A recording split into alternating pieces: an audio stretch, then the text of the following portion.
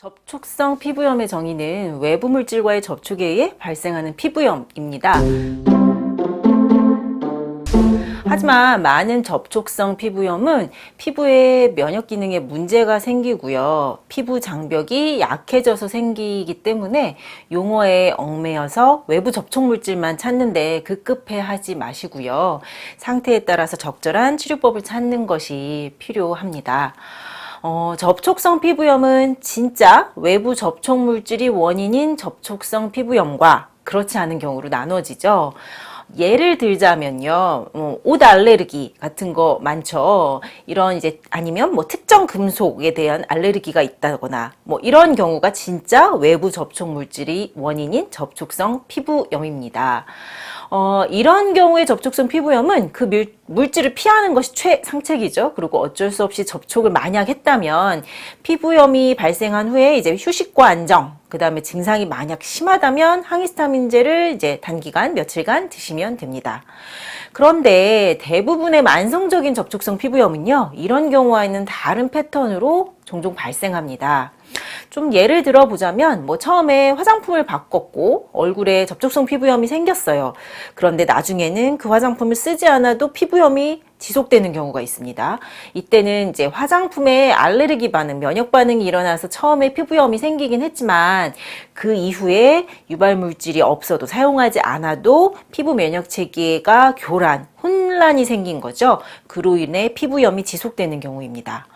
혹은 처음에는 화장품을 바꿔서 피부염이 생겼는데 그래서 이때 스테로이드 연고 같은 거를 발랐더니 피부 장벽이 약해져서 염증이 반복되는 만성적인 접촉성 피부염으로 발전하는 경우도 있겠죠.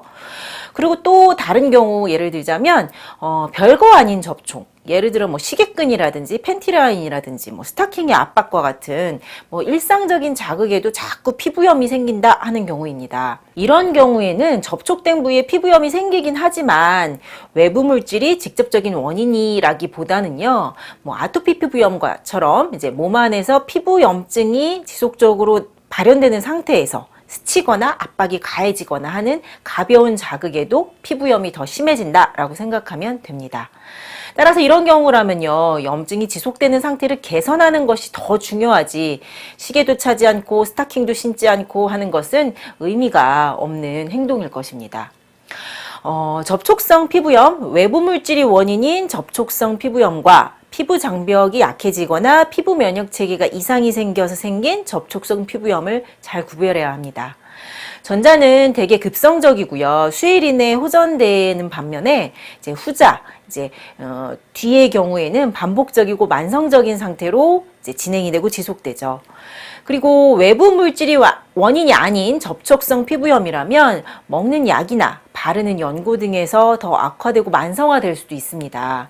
대표적인 경우가 얼굴 접촉성 피부염에 스테로이드 연고라든지 엘리델 크림과 같은 면역 억제제 등을 사용하고 나서 피부염이 만성화되는 경우입니다.